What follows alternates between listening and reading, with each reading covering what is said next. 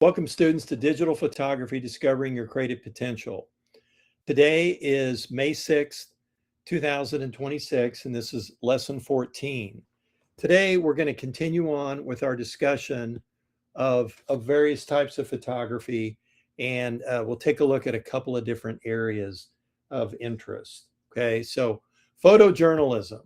Photojournalism is a type of photography that is very popular with photographers because of a number of reasons. So basically, it's reporting of visual information. So what photographers do is they're news reporters. They record events.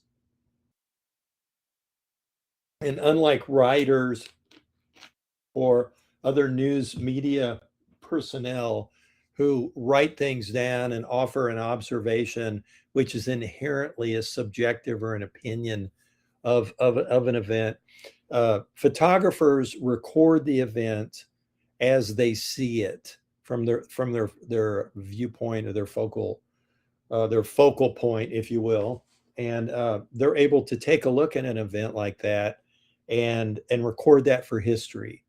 And so the types of events that people can look at are important government events or political events.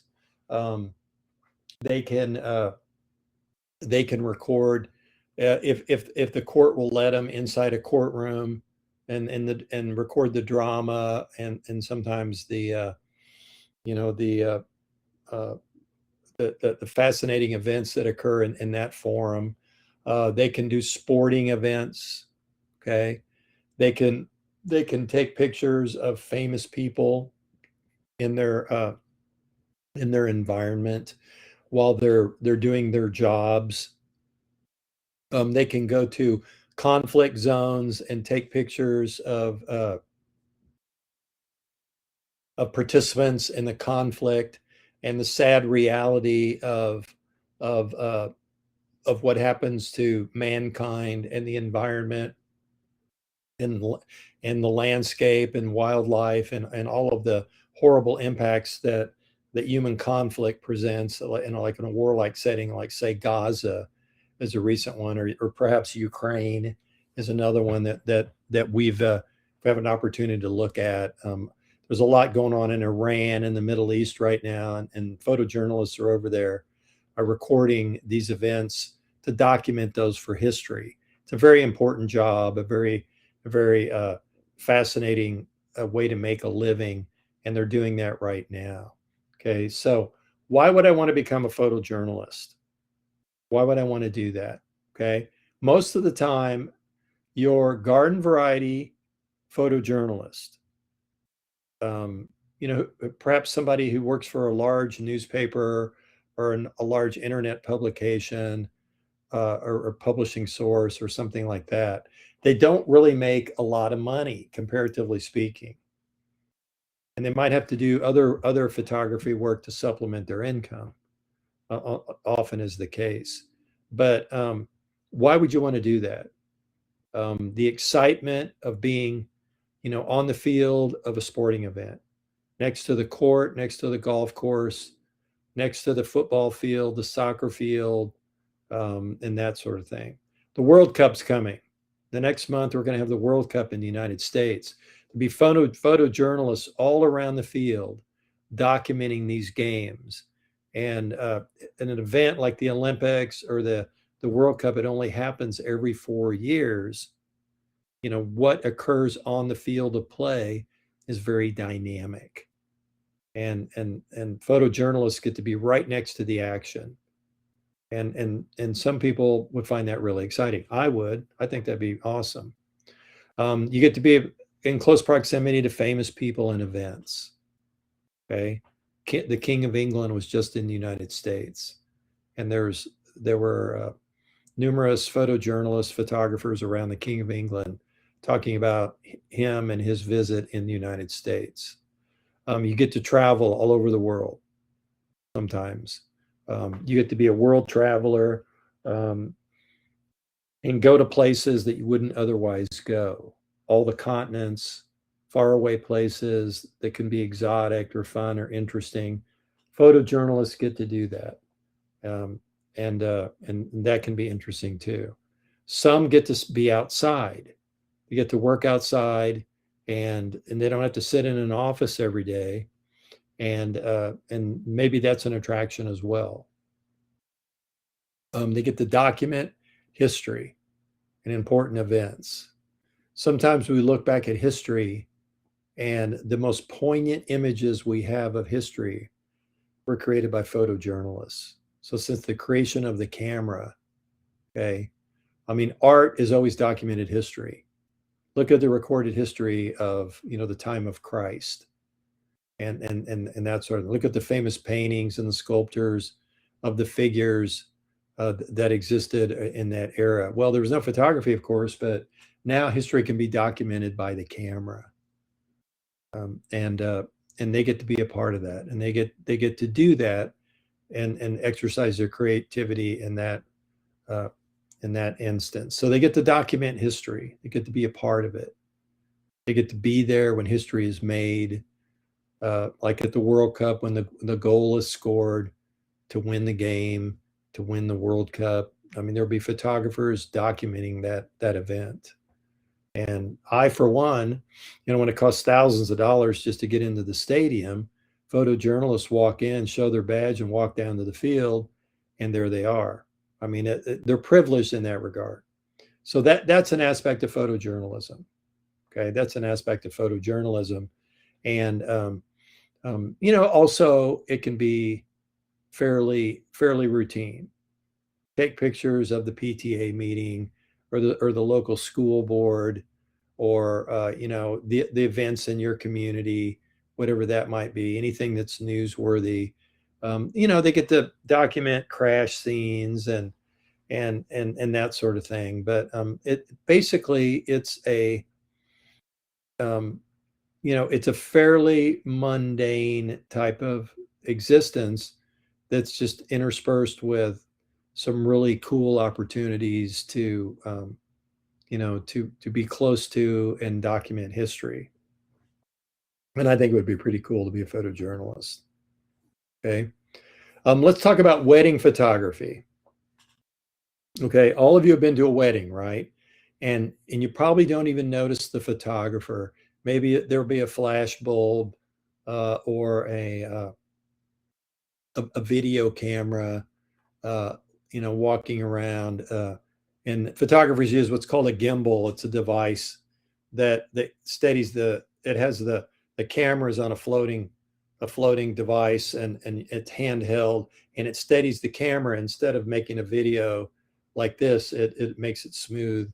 And so modern cameras, most all of them have a video function, and those are used at weddings as well. And you probably see those walking around. If you recall the last wedding you went to, if you've been to a wedding, maybe you haven't been to a wedding, but big weddings uh, are very closely documented, and they can be artistic or they can be traditional, and it's something that people do on a very regular basis. Okay, and so that is a form of photography, to document what might be the most important event in a person's life: getting married, find somebody they're in love with and getting married, and having all their family and friends with them for a very special occasion. And so wedding photography can be a very poignant and as well as artistic experience. There's a business side of it. There's the performance side. You only get one chance. They're only going to stand in front of the minister, in front of all those people one time. And if you don't have the settings right in your camera, if you use the wrong lens or something like that, it might not turn out like you want it to. And so and so and so it's a very important type of photography to help people document their lives, just like taking pictures of families and portraits of small children and family members that will only be that size, at one point in their life. And so that's kind of what wedding photography does. Two types of wedding photography: traditional, you line everybody up and you take a picture of the wedding party, the bride and the groom, and all of the bridesmaids and and the uh, the best man and the other fellows that stand up at a wedding. And then you might have family pictures as well with the bride and groom, with the parents of the bride and groom, or perhaps the brothers and sisters, the immediate family. Those are traditional wedding type photographs. Okay. So it's supposed to capture the day's events, usually without a pose or a preset structure. And but sometimes you can actually stage the event and create an artistic element that'll make it more memorable. And so let's talk about that.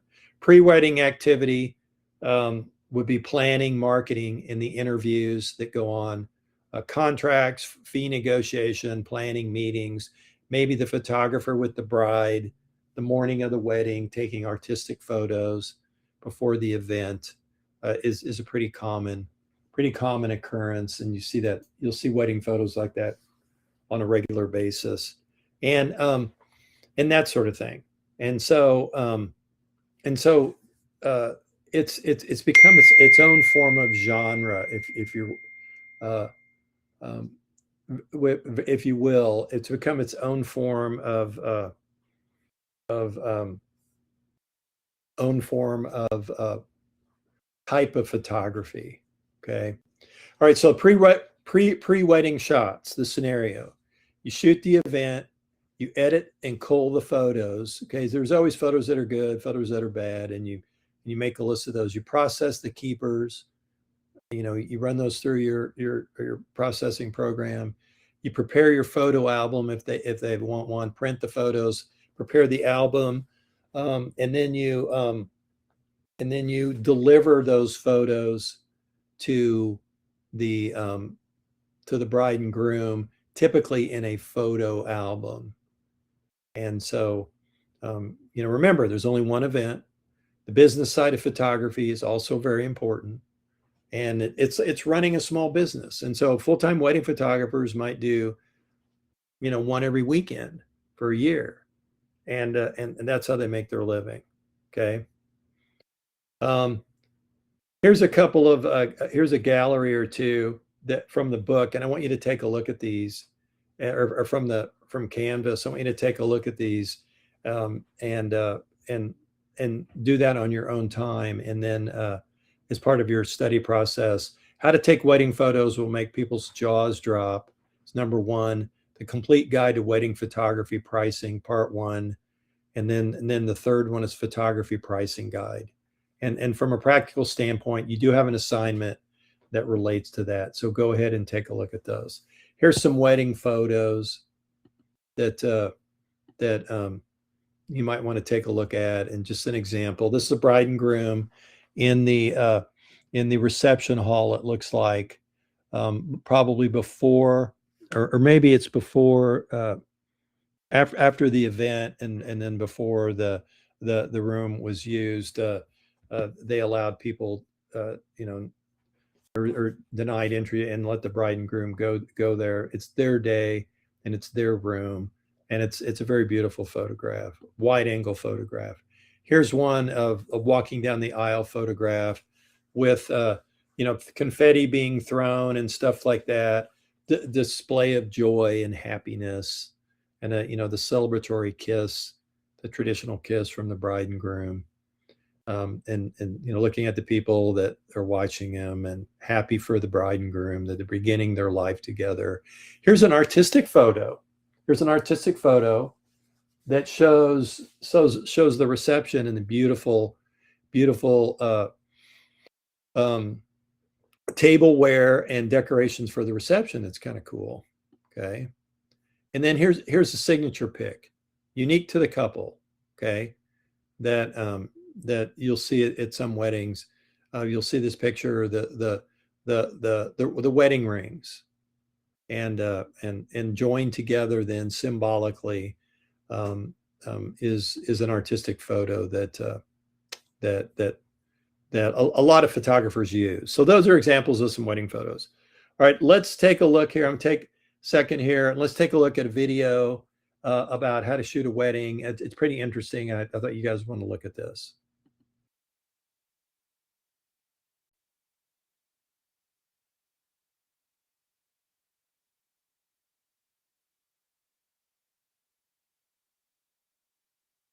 Today I'm going to dive into some basic camera foundations that can help you achieve beautiful and cinematic wedding films. When it comes to creating a feeling within your work, it all starts with understanding how your camera ticks and all the different settings that you can manipulate to capture a beautiful image. And the good news is, if you learn these basic skills, you will be able to make any wedding film look and feel cinematic.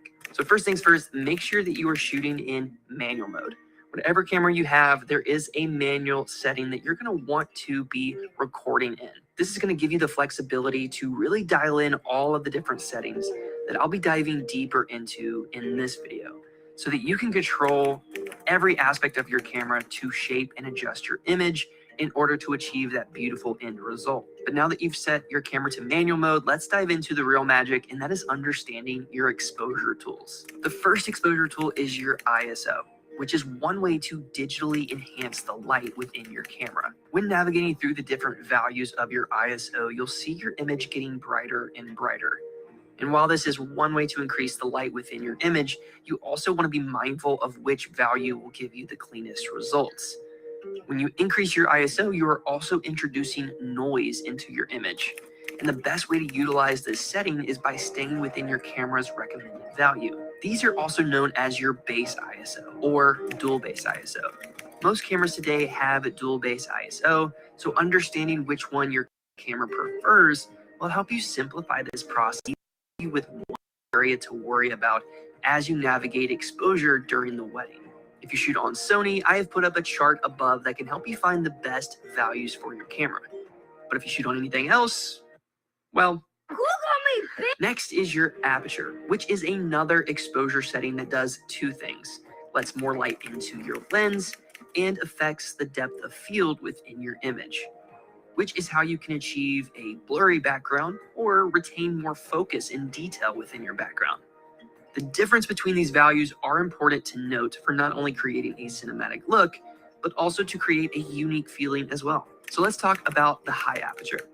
A high aperture such as 5.6 to f16 is going to let a lot less light in but retain focus and detail within the background.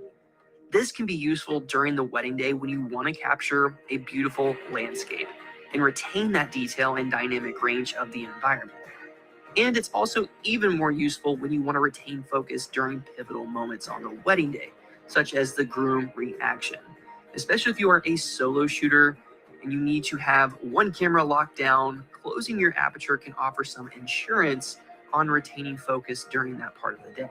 And then let's talk about low aperture, such as 1.2, 2.8.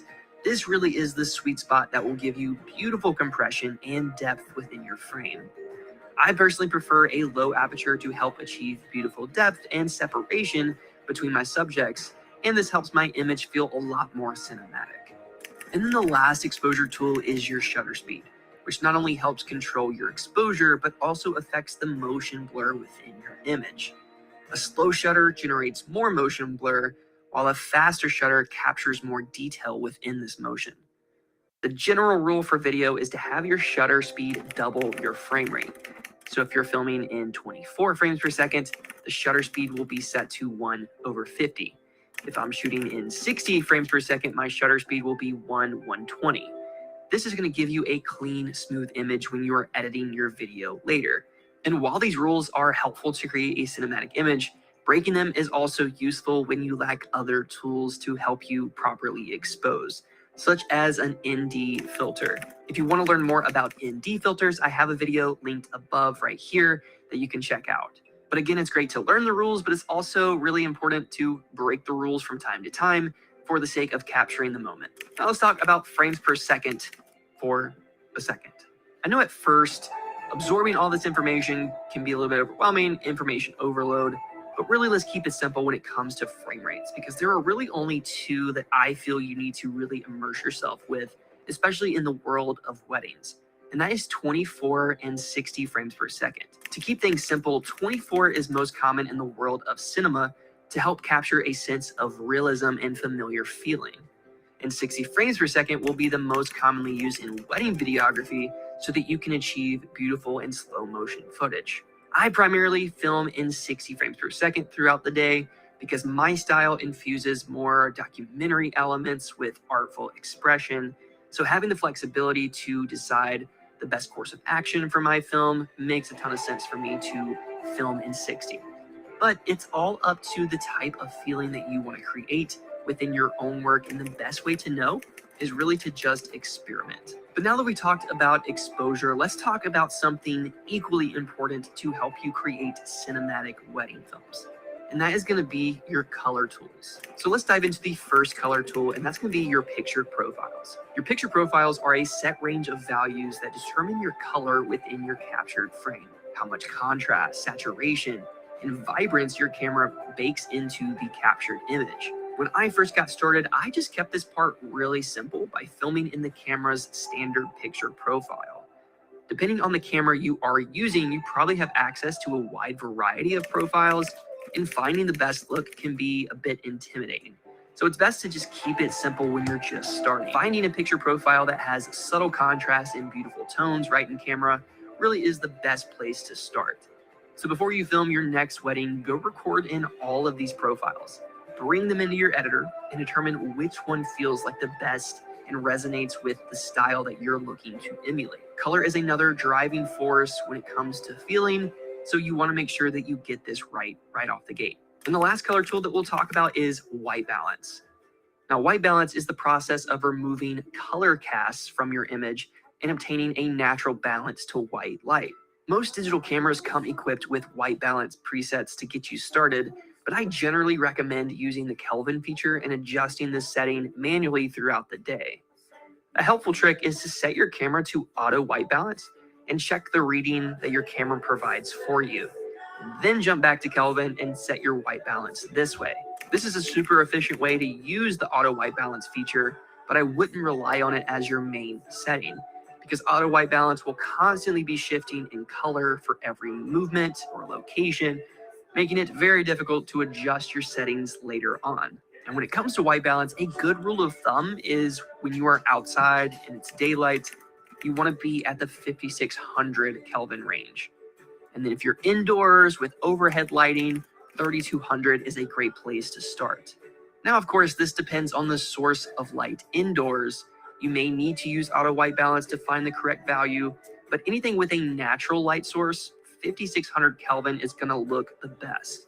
Anything with artificial or unflattering orange lighting, 3200 is going to help you combat this. Thanks so much for watching, guys. I hope you found this video helpful and valuable in some way.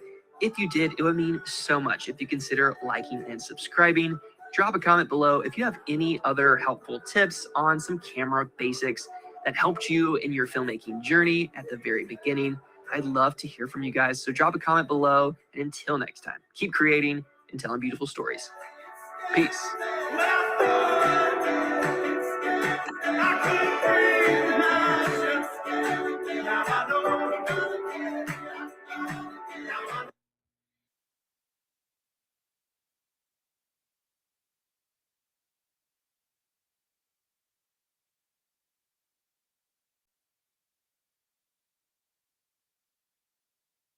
Okay, that's our video for today.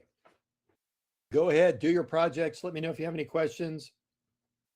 Let me know if you have any issues.